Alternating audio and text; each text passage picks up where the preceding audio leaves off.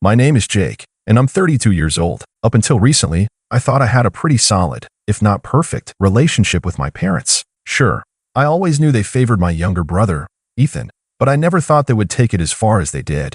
Ethan has always been the golden child. Growing up, it was obvious. He got away with things I never could, received praise for the bare minimum, and when he messed up, my parents had a million excuses ready for him. He's just young, he's figuring things out. You need to be patient with him, Jake. Meanwhile, I was expected to be the responsible one, the mature one, the one who had to lead by example. And I did. I worked hard in school, got a decent job, and made something of myself. Ethan? Not so much. At 28, he still bounces between jobs, constantly figuring things out. He's lived with my parents rent-free his entire life, yet somehow, they act like he has it so much harder than I ever did. Anytime I tried to point out the double standard, I was met with the same response. Jake, you're independent. You don't need us the way Ethan does. That was their justification for every single thing. If I got a cheap birthday gift while Ethan got the latest gaming console, well, Jake, you have a good salary now. You can buy it yourself. If I had to help out around the house while Ethan lounged on the couch, he's just not as responsible as you. If Ethan wrecked their car and they paid to fix it, but I had to buy my own first car with my own money, you can handle it, Jake. And for years, I swallowed it. I let it go. I told myself it wasn't worth fighting over. Then, I found out about the will. I had been helping my parents financially for years, covering part of their mortgage, paying for home repairs, even chipping in for their medical bills. I never did it expecting anything in return. They were my parents, and I wanted to make sure they were taken care of. But one day, completely by accident, I learned that they had left everything to Ethan. The house, the savings, their belongings, everything. It happened when I was visiting to help them sort out some paperwork. My mom had left a folder on the kitchen table while she stepped away to take a call, and I glanced at it absent-mindedly. That's when I saw my name, or rather, the absence of it. Ethan was listed as the sole inheritor. When my mom came back, I asked about it. I wasn't angry, not yet. I just wanted to understand. But instead of looking guilty or regretful, she acted like it was nothing. Oh, that, she said, waving a hand dismissively. We just figured it made the most sense. You have a good job, a stable life. Ethan, well, he's not as lucky. He's going to need the help more than you. I couldn't believe what I was hearing. So because I worked hard and built a stable life, I get nothing? Even after everything I've done for you? She frowned at me like I was being unreasonable. You don't need it, Jake. It's just money. You'll be fine. Something in me snapped. For years, I had been their safety net. I had given and given, and the moment I stopped to ask if I mattered at all, I was dismissed like a greedy child throwing a tantrum. I realized, then and there, that in their eyes, I was nothing more than a resource. Someone to rely on when they needed help, but never someone they truly valued. So I made a decision. I stopped paying their bills. I stopped covering their mortgage. I stopped sending them money for groceries or repairs or unexpected expenses. If I didn't matter enough to be included in their will, then surely they didn't need my financial support either. It didn't take long for reality to hit them. At first, they didn't say anything. Maybe they thought I was just busy or that I had forgotten. But then, about a month later, I got a text from my mom. No greeting, no small talk. Just, the rent is due. That was it. No, how are you? No, hope you're doing well. Just a demand, like I was their personal ATM. I stared at the message for a long time, feeling a mix of emotions, anger, hurt, disappointment. Then, finally, I replied. I didn't yell. I didn't curse. I didn't beg them to see how unfair they had been. I simply responded with, I'm sure Ethan will handle it. That was all I said. No explanation, no argument, just a simple statement. And then I put my phone down and went about my day. It didn't take long for the backlash to begin. Less than an hour later, my phone buzzed again, this time, a call from my mom. I ignored it. Then another, and another. Finally, a text, Jake, answer the phone. This isn't funny. I let it sit. I wasn't in the mood to entertain whatever guilt trip they were about to throw at me. But sure enough, when I finally checked my voicemail later, I got exactly what I expected. Mom's voice was dripping with disappointment. Jake, I don't know what's gotten into you, but this is really selfish. Your father and I have always done our best for you. Is this really the kind of son you want to be? Ignoring us when we need you? Ethan can't afford to help right now. He's struggling. We thought you'd understand that. Call me back. I didn't. A few hours passed before I got the next message, this time from my dad. He rarely texted me, so I knew my mom must have gotten him involved. Jake, we need to talk. This is serious. Call your mother. Still, I ignored it. And for the first time in years, I felt something I hadn't before: control. I had spent so long playing the role of the dutiful son, the responsible one, the one who never asked for anything. But the moment I refused to be used, they lost their minds. Then, as I expected, Ethan got involved. Dude, what is wrong with you? Mom and Dad are freaking out. Just pay the rent like you always do. Why are you being so difficult? I almost laughed at that. Like I always do? As if it was my job to keep a roof over their heads. As if the fact that he was their favorite meant that responsibility automatically shifted to me. I finally responded, but I kept it short. Not my problem. The response came within seconds. WTF does that mean? You can literally afford it. Stop being a dick. I set my phone down without replying. It was incredible how quickly the entitlement came out. No, hey, are you okay? No, I didn't realize how much you've been helping. Just immediate anger that I wasn't keeping the ship afloat for them. I expected more texts, maybe a few angry voicemails. But what I didn't expect was what happened next. The next day, I woke up to a message from my aunt, my mom's sister.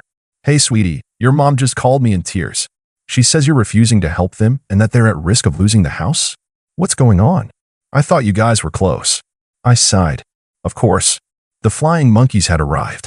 I took a deep breath before responding. Hey Aunt Lisa, I appreciate you checking in. I'd love to explain, but I think you should ask Mom why she left me out of the will completely while expecting me to pay their bills. Let me know what she says. There was a long pause before she finally replied. Wait, what? I smirked. That was my cue to step back and watch the fallout begin. Because now, it wasn't just between me and my parents. Now, the rest of the family was about to find out exactly what had been happening behind closed doors. And I had a feeling my parents weren't going to like it. Aunt Lisa didn't text back right away, and I figured she was either trying to get the full story from my mom or just processing what I'd said. Either way, I wasn't going to chase after her for a response. Instead, I went about my day, enjoying the rare peace that came with not being at my parents' beck and call. But that peace didn't last long. By the afternoon, my phone lit up again. This time, it was my mom. How could you say that to Lisa? This is a family matter, not her business. You're making us look bad. Ah, there it was. Not we're sorry. Let's talk about this. Not I didn't realize how unfair this was to you. Just pure outrage that their actions were now being questioned by someone else.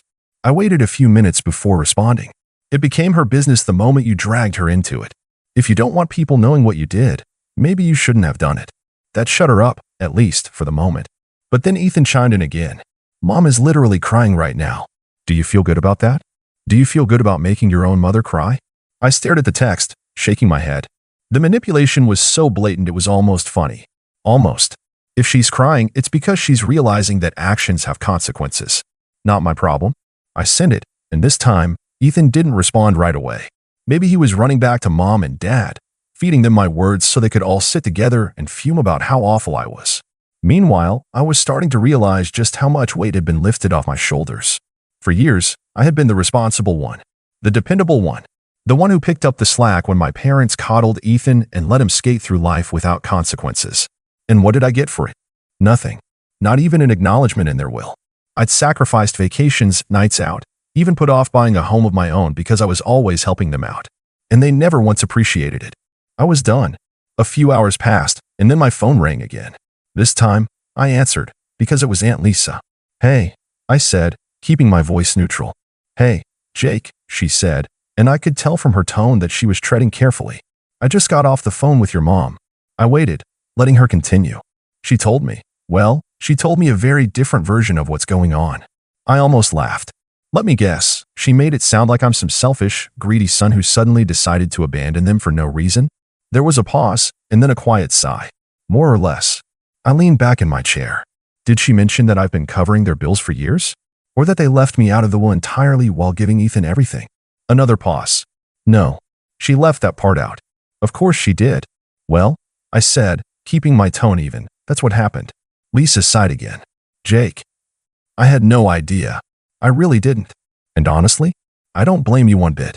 That surprised me. Really? Of course. Look, I love your mom, she's my sister, but she's always played favorites with Ethan. And I hate to say it, but I think she just assumed you'd always be there to clean up their messes. That you would never say no. Well, I said, she assumed wrong. Lisa was quiet for a moment. Then she said, so what now? I exhaled slowly. Now? Now they figure it out on their own. I'm done being their safety net. Lisa didn't argue. In fact, she let out a dry little chuckle. Honestly, good for you. We talked for a few more minutes, and before we hung up, Lisa said something that stuck with me. I have a feeling this isn't over. They're going to try something. Be careful, Jake. She wasn't wrong. Because later that evening, I got another text from Ethan. Fine. If you want to act like a selfish A, go ahead. Just don't come crawling back when you realize you messed up. I stared at the message for a second before shaking my head. Messed up? I hadn't messed up a single thing. If anything, this was the first time in years that I was finally getting something right. But Ethan's text made one thing very clear. They weren't going to back down that easily. And part of me was almost looking forward to whatever they tried next. The next morning, I woke up to a pounding on my front door. Not a polite knock. Not even an impatient one. This was the kind of pounding that made you think someone was about to break the door down. I already knew who it was before I even checked the peephole. For a second, I debated just ignoring it, letting them stand out there and fume.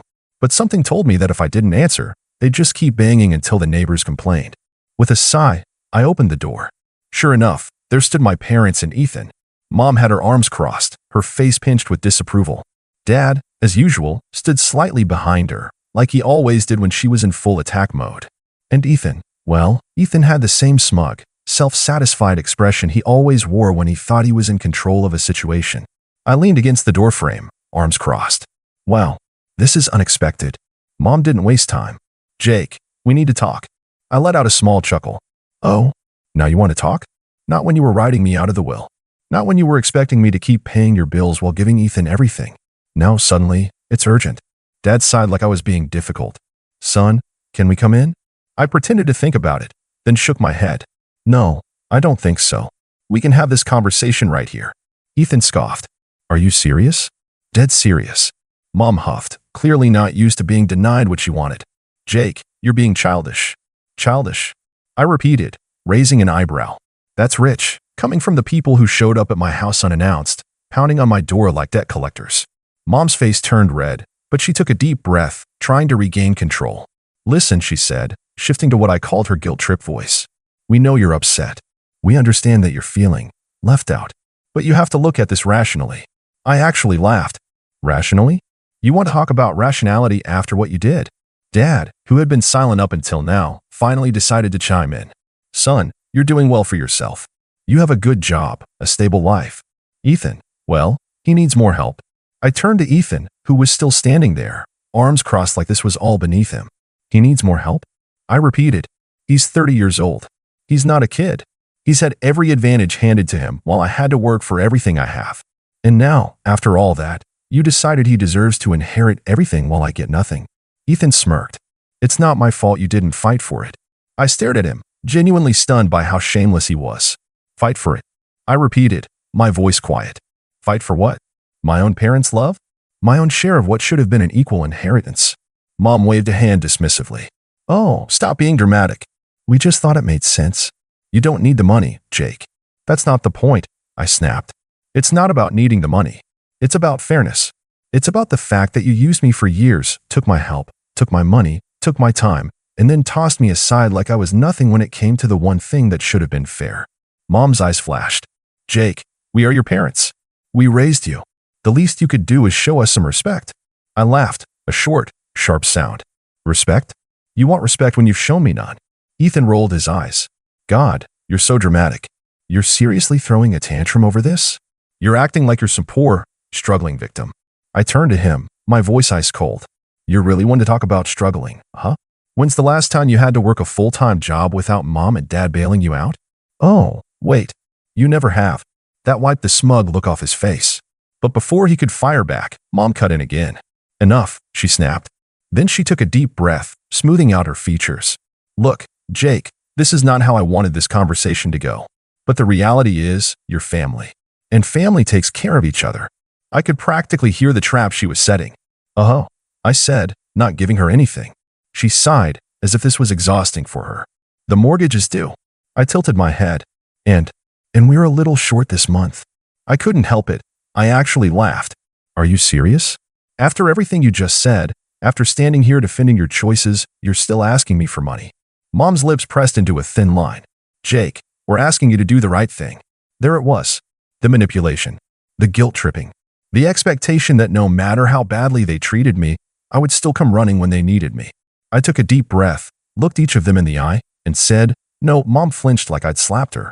"Excuse me." I said, "No." I repeated, my voice steady. "I'm not paying a single cent.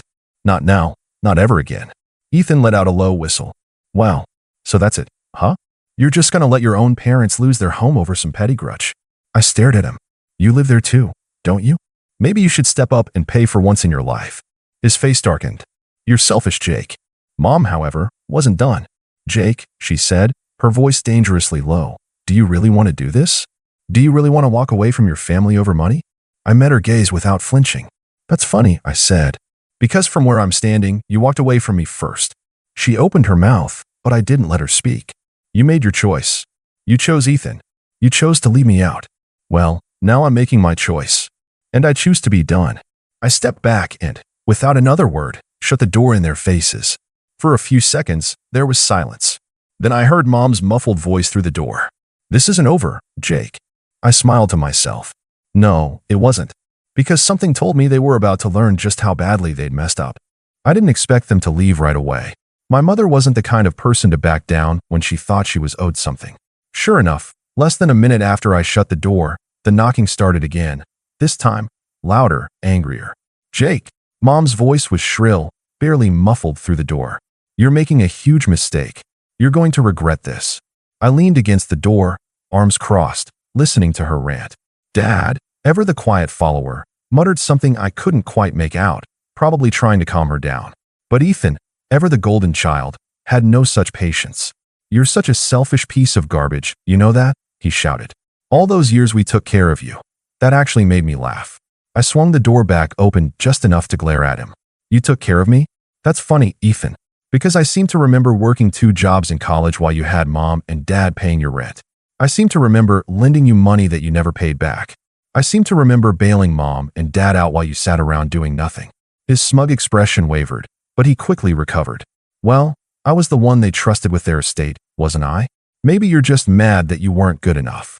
I clenched my jaw, inhaling sharply. This is what he wanted. He wanted to get under my skin, to make me react, to make me lash out so that I'd be the one looking like the bad guy. I refused to give him that satisfaction. Instead, I simply smiled. "Good luck with that estate, then. I'm sure it'll be real helpful when you're struggling to pay the mortgage next month." I shut the door again. This time, they didn't knock. For a moment, there was silence. Then I heard my mother's voice, lower this time, but still carrying that same venom. "This is not over, Jake." I smirked. "Yes, Mom," I muttered under my breath. "It really is." The next few days went by in a blur of tension. I expected them to try something, maybe send a passive-aggressive text, maybe get my extended family involved. But to my surprise, nothing came. No calls, no emails, no word from anyone. I kept waiting for the other shoe to drop, but instead, it felt like the world had just shifted. I wasn't constantly on edge anymore. I wasn't hearing my mother's guilt trips or my dad's weak apologies. It was like they had all vanished, and for once, I could breathe freely. Then, 2 weeks later, I came home from work to a small envelope stuck to my front door. It was white, unmarked, with nothing but my name scribbled across the front in familiar handwriting. I tore it open, expecting something passive-aggressive or manipulative, and I wasn't disappointed. "Jake, this is your last chance. You are throwing everything away for pride. Ethan may have been chosen as executor of the estate, but you are still family. Don't make this harder than it has to be. Come to your senses.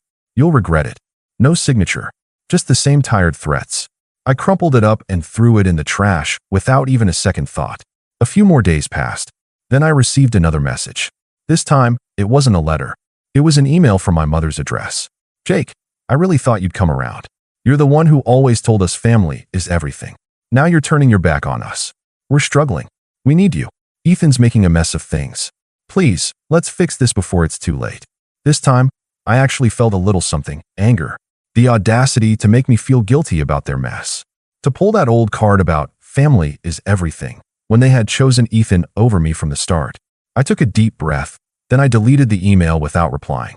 It was then that I realized something. I wasn't mad anymore. I was just done. And yet, I still hadn't heard from Ethan. He was silent, his arrogance replaced with something more desperate. I had to admit that part of me was surprised. Ethan, the one who had always believed he was untouchable, wasn't making a move. I half expected him to show up at my door with an apology, but he didn't. Then, one afternoon, out of nowhere, my phone rang. The number was unfamiliar, but something told me I should pick up. I answered, and sure enough, it was my mother's voice again. "Jake, please." She was crying. I could hear it in her voice, and I was taken aback. "You need to come over. Ethan's lost the house. He's messing everything up. We have nowhere to go. Please, we need you to help us." For the first time, I felt nothing. No sympathy, no guilt, no obligation. I almost felt a strange sense of relief. This was it. This was what I had been waiting for. Instead of responding immediately, I let the silence linger. I could feel her desperation across the phone, her need for reassurance, for me to step in and clean up Ethan's mess. But I wasn't about to be dragged back into that cycle of manipulation. "No," I finally said, my voice calm. "This is your problem, Mom. You've always wanted him to be the golden child, and now you get to deal with the consequences of that choice. You chose him to handle everything. You trusted him. You don't get to pull me into your mess now." She was quiet for a long moment. Then she whispered, "Jake, please. I don't know what else to do." I didn't even flinch. I spoke my next words as coldly as I could. "You should have thought of that before you decided I wasn't good enough to be part of the family." I hung up. The phone didn't ring again. For weeks, I didn't hear from anyone. But strangely enough, I felt better. The weight of years of resentment and manipulation had finally been lifted. And then one day, while I was at the store, I saw a familiar face in the parking lot. My father. He was walking toward a beat-up car, carrying some bags. I hadn't seen him in weeks. I debated whether to approach him, but something told me that nothing was left to fix. I just turned away, ignoring the way he called my name. That was the last time I saw him. So here I am, a year later. I haven't heard a single word from my parents or Ethan. Part of me wonders if they're still struggling. Part of me wonders if they ever realized what they did wrong. But honestly, I'm okay. Maybe, for once, it's time for me to take care of me. So, Reddit, what do you think? Did I go too far? Should I have tried to fix things instead of shutting them out? Let me know your thoughts.